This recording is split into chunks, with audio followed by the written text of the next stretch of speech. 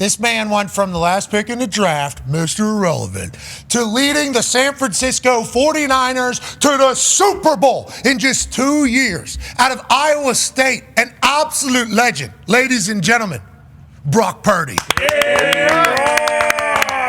How are you, Brock? What's up, guys? Hey, Doing good. It is an honor to have you on this program. I want to let you know, we're big fans over here. What you have accomplished in such a short time, in the way that you've done it, in the demeanor in which you've handled it all. Hey, we love a good Brock party. We love you, man. We are big fans. I hope you know that and feel the love from over here. No, I appreciate it. Yeah, I've had family and friends send over clips from you guys, and I appreciate all the love and support, so it means a lot. Hey, okay, well, we got a nice deer right there across your chest. And I know today's a big day, okay, because a few months back, I think we saw you, taking the tractor another round. But today, we're making this thing official, right? You're officially partnering with John Deere. Is that accurate? Yes, sir. We're doing a campaign right now. So basically, they've created a chief tractor officer job. It's a real job, and all you got to do is submit a video on the John Deere website to apply. And what it is basically you become the face of John Deere on social media. So real job. If you want it, it's out there. You take videos and do all the behind the scenes work of farmers and the tractors in John Deere.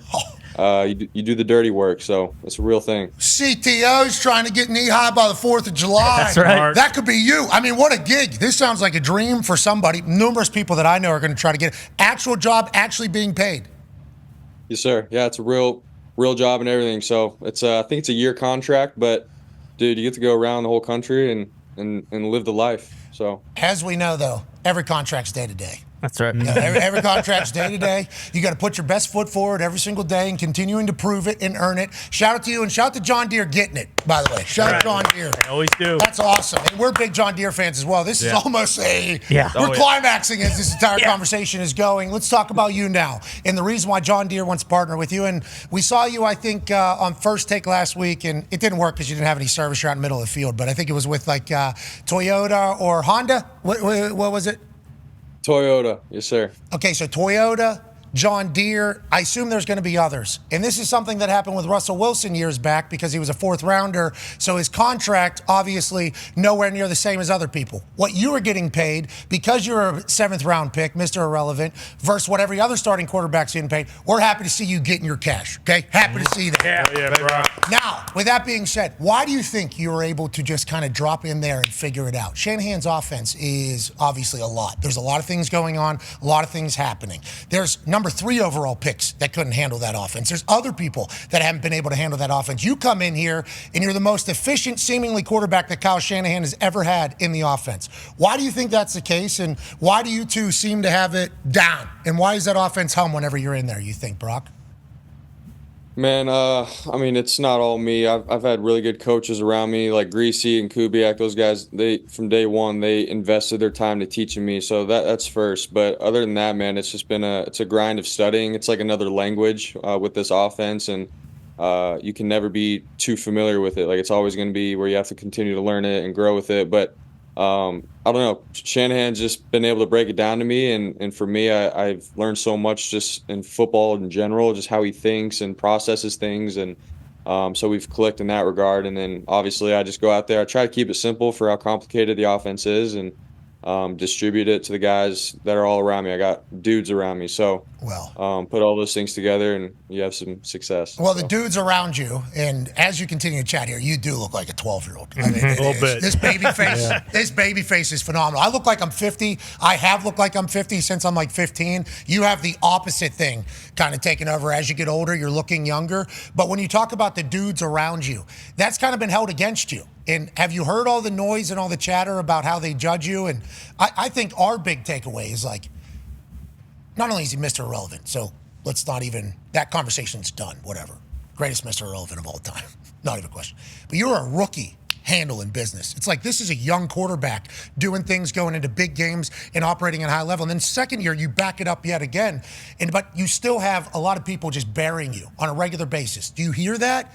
Do you try to keep it out? How can you in the modern world? And what are your thoughts on how you've been judged since you got into the NFL? Yeah, I mean, it's a thing, obviously.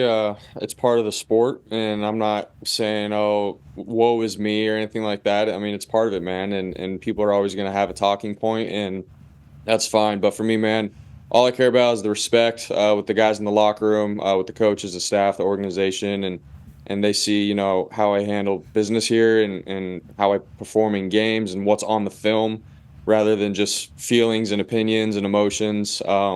You turn on the film, like there's plays being made. There's a guy that's playing quarterback for what it is, and that's how I look at it. And as long as we're winning games, dude, it really don't matter. Like I keep it simple and we just keep moving the ball forward, and that's how I look at it. But it's part of it. So. Amen. You're a check down king, but your yards per attempt's like number one in the league or something. So, everything kind of is hypocritical to itself in the middle of the argument. And I'm very happy that you have the mental toughness to kind of just keep forging forward. How do you continue to develop? What do you continue to get better at? Obviously, you have this keyhole accuracy. I mean, you pull. Yeah. Now, Ty Schmidt, who asked you a question in a matter of moments, said you can never beat Iowa, but that's neither here nor there. As soon as you get it, that's what he'll say. I'm just telling you what you can prepare for that. I know you're a big prepared guy. It's coming. It's coming right down the pipe there. But you put the ball right in the keyhole. Whenever you have to make an audible or read a defense, you do it. You throw the ball deep. You throw the ball short. Aiyuk right there on the money. Let's follow the Niners again on Instagram maybe. But through all of it, what do you continue to work at to get better? And what does this offseason look like for you?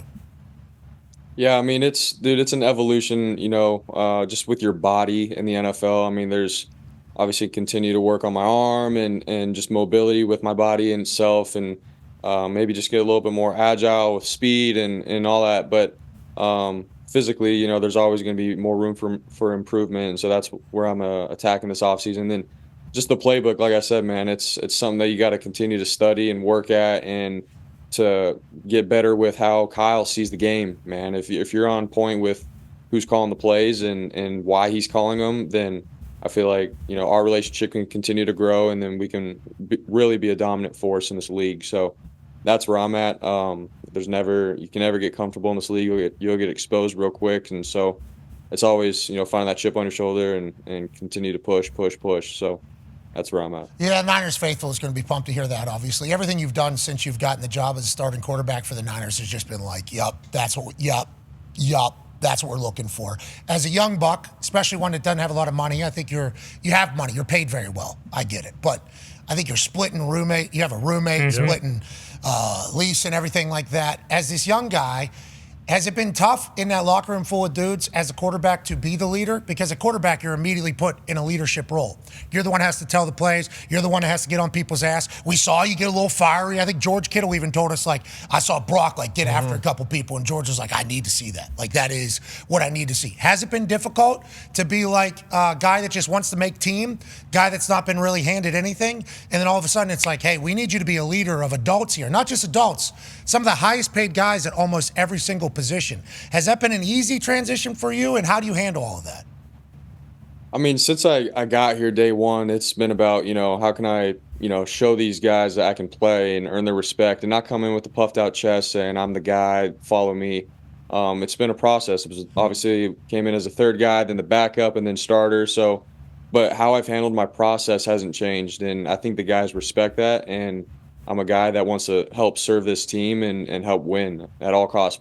Before, even when I was backup all the way till now as a starter, it's been the same thing. So they know that, they feel it, and so once I got thrown into the role, man, they've gone behind me and we're like, all right, this kid wants to win and he's capable of leading us. So it sort of was about the way I carried myself rather than all the raw stuff. So but yeah, it's different because I was the last draft pick to obviously now we're leading this team and you got so many veterans like Fred Warner, George Kittle, Juice, all these guys that have been here for a while, and now all of a sudden, I gotta go in the huddle and lead them and tell them what to do, kind of thing. And so, but they've been great with it, man. They've got behind me, and I got just some dudes that they want to win, and so do I. And that's the ultimate goal. So, in that regard, they've made it easy for me. Do you feel like when Bosa came up to you, he's like, how you do it? I'm the number one overall pick, and I get nervous, and how do you? Have you always been just stone cold killer? Legit. In those massive games, you play your best football. Has this been your entire life? Do you think like you were just built differently? Do you look back in a moment like maybe when you were a kid playing like youth baseball where they're throwing way too much? Way too much. Pitchers are throwing way too many pitches at the young age. Jeff Passan wrote a book on it. He did. Okay, it's ruining elbows in the MLB. But anyway, is there any moment where you look back where you've always had like kind of this stone cold killer mentality? Yeah, I mean, I don't know. Growing up and stuff, there's been moments in Little League and high school where, there were some big plays that I made in moments, but obviously there's been plays that don't go my way. So it's, do you get too high with it? Do you get too low with it? It's a game, it's 4 quarters. And so for me, it's been about, and it's a long season too. So it's been about, dude, how can I continue to get better? How can I enjoy the little wins and learn from the losses? But guys feed that, they feel it. And obviously, like in that moment, Bosa was just like, dude, how the heck do you do it? But, an alien, bro. Like, what's going on? Because I get nervous. And he's a specimen. That's a jungle cat. Yeah. That dude's a jungle cat.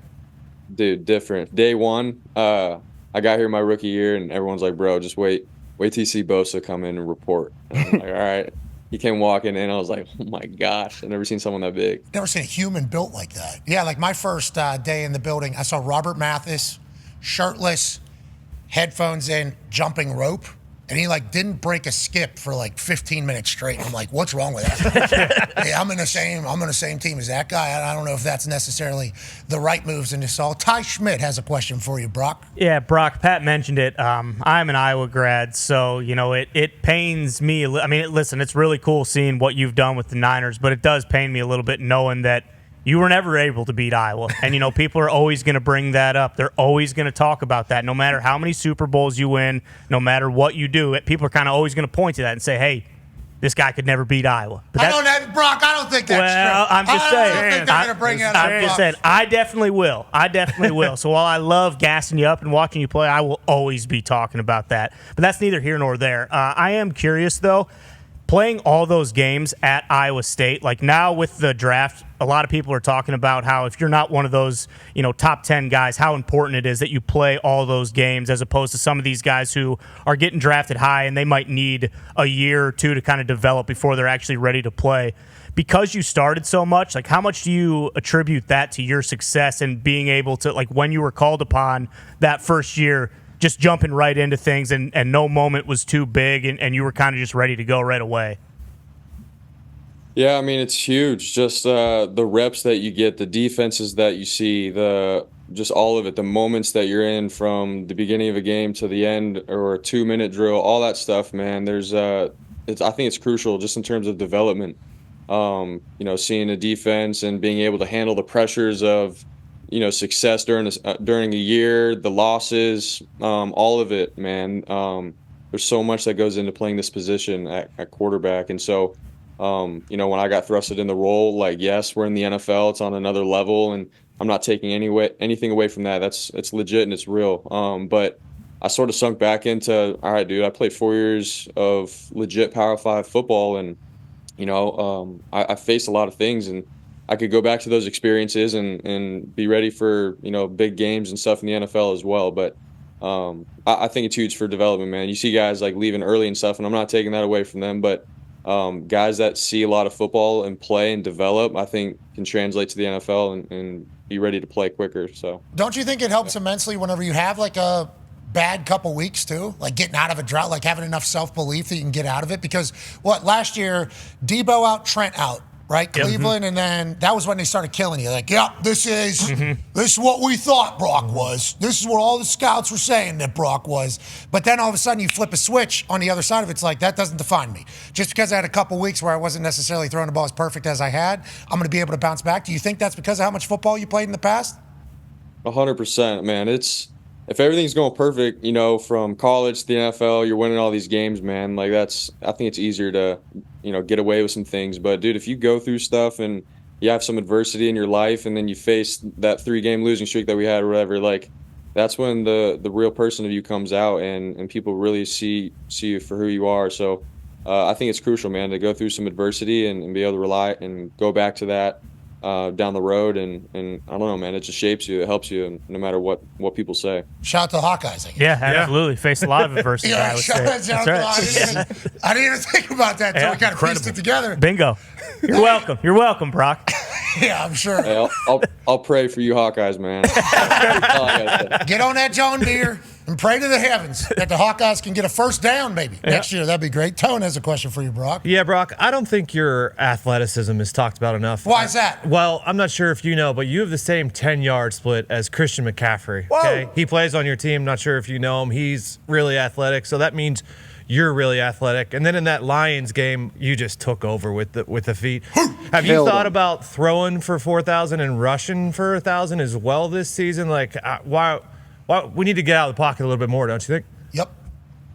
I mean, if it happens, it happens. Scramble drill, all that, I'm all for it. But hopefully Kyle's watching this and we can put in some zone read and have a couple more rounds. Kyle's not watching this, but we'll certainly try to clip it and send it to the go. Niners people. I like the thought of Brock Purdy reading the end. Could you? Brock, you got a little wiggle too. We saw it in Detroit. You got a little wiggle. Basketball player or no? Nah, just baseball. What position? Pitcher? Yeah, pitch and play third. Did you have some nasty shit? Corner. I was controllable for sure, so I controlled the game. So, like most NFL quarterbacks, you ask them if they played baseball. I don't want to say they assume they could have went professional as baseball players, but I think a lot of us just assume that they could. Could you have done the baseball route if you would have went that way, you think? Yeah, I think, I mean, not to make a bold claim or anything, but, I think I could have, gone D1 and then make a run at it for the pros. But, after my sophomore year in high school, I was like, all right, I'm playing football. So that's just how it went. I like that. It's a bold claim. Who cares? It will never be proved. Yeah, could have been. We do it every day. You should see. I make bold claims all the time that would never be able to be proven. It's awesome. It's a pretty sweet little gig, actually. Darius has a question for you, Brock. Yeah, Brock, you just mentioned kind of that read option, maybe putting a little bit more of that in the offense. You got one of the best combos of the head coach and the GM positions. I know you're only going into your third year, but how much input do you have on that offense with Kyle throughout the week? And then in the offseason, maybe any input with the roster with John Lynch? I know you are young.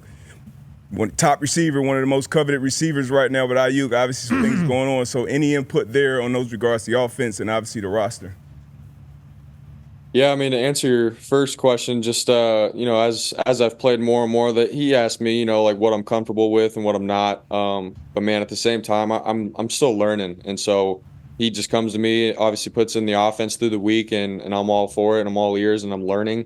But then I'm like, all right, like I'm not really comfortable with this. Let's not run it. Let's run more of this. So he listens for sure, which is awesome. And then in terms of like the roster input and stuff, man, if you just look at the history of Lynch and Kyle and Jed York, everybody, they've done a great job with putting the right roster together and having success and making runs at Super Bowls. So for me, that's above my pay grade, but I trust in what they do. And obviously, like just with this whole Aiyuk thing, man, it's I was just grateful that I was able to throw to him and be a teammate with BA. So I love him and I want the best for him. But like I said, it's out of my pay grade for the business side of things. Well, not if we put the John Deere contract in there. Yeah, bingo. Yeah, if we put the John Deere money in there, then the pay grade all of a sudden a little bit different. Yeah, right. All of a sudden we're at a different ladder, aren't we? Toyota. Oh, yeah. Add that in They there. had terrible phone service, though. He didn't even get 2 words out. No. Skims. I think he's doing skims too. What? You're a skip? No way. Oh, no. That's Bosa, dude. Huh? That's Bosa.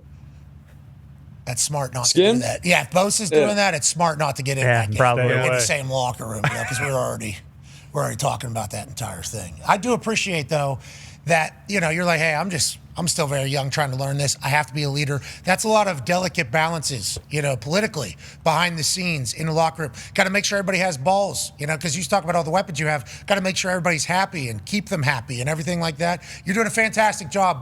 That's why, like, legit, anybody saying anything negative has no idea the job that you have to do. I will say, though, do you think watching Jimmy work for a little bit, you got to see like a veteran quarterback behind the scenes, in the locker room, in the meeting room, maybe telling Kyle, I don't like this play. Do you think that was a benefit to your entire thing, watching Jimmy work? 100%, man. Just obviously the preparation that goes into this offense and seeing, Jimmy, the way he handled it, and, going out on the field and not trying to win every single play, but make the right play over and over again. And then his fundamentals, all of it, man. The good and the bad that comes from playing this position at this organization with the history that the Niners have had at quarterback. So just seeing it firsthand and how Jimmy handled all of it, man, was huge for me. So, and then obviously I didn't get my opportunity until week 13. So I had a whole season really to see how he handled it. So I'm very thankful and grateful for Jimmy. George Kittle's happy that you got dropped in there too. Remember, it was as soon as he got. Oh yeah. We're in Seattle. I think I saw the Seattle game in Seattle. George had 2 tuds. I think he had one like the first drive. He went down there and went crazy. It was like your connection with him was immediate. What an electrifying human being George Kittle is. How good does it feel to have that psychopath on your side? Legit. No, dude, he does such a good job with just obviously reminding all of us that, dude, we're playing a game, man. We love this game, and he's like a kid still, but I love it. And playing tight end, dude, I think is probably the second most, intense position just behind the quarterback. Like, they have to know everything, the run game, the pass game. They got to make catches. They got to make blocks. And George brings all that to the table, and he's the best in the league at it. And so, and then obviously he's a psycho when you get him the ball and he scores touchdowns and in interviews. But that's who he is, man. We love him. Yeah, I forget. I asked him. I was like, "Wasn't that game where you caught a ball, ran through a guy?" I do it every game. Hey, you're right, George. You're right. I was wishing George would get in the ring at WrestleMania. His vibes are always immaculate. I could imagine that day to day he lifts them. Connor has a question about the season we're in right now. Yeah, Brock, obviously right now, it's combine and draft season rather, and as pick 262 and a Pro Bowler, you know that everything that's being talked about is 100% true, and all the players that they're projecting are going to be exactly how well they are depending on where they're drafted. But when you're going through, the draft process and you're hearing things being said about you, how do you kind of stay locked in? And did you do anything specific to kind of block all that stuff out? And for the kids doing it now, is there anything that you would tell them, like, hey, if you do go 262, it's not the end of the world. There is hope on the other side of that draft pick? Yeah, only like 1 or 2 guys in history. But yeah, there is hope. There is hope for sure, Brock, for sure. Yeah, I think, for me, I always knew, like, dude, wherever I go, no matter how I get there, like, that's all that matters, like, what I do when I get there. And so I kept that in mind. Ryan Fitzpatrick told me that, before the day three started of the draft. And that was so true, though, man. Like, it didn't matter how I got there. And the minute I got here, it was all about, all right, dude, how can I, find an edge? How can I continue to learn this playbook? How can I compete and show these guys here that I belong? And all the talk of should he get drafted here, like, none of that matters, man.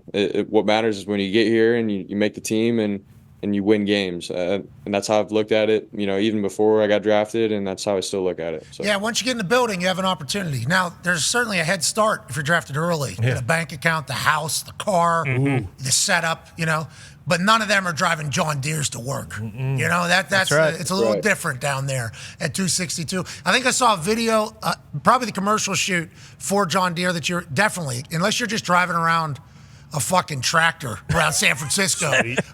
You saved a reporter. A coyote was coming during a John Deere shoot. A coyote started tracking down a local CBS reporter and her dog. And Brock Purdy, here's the video right here.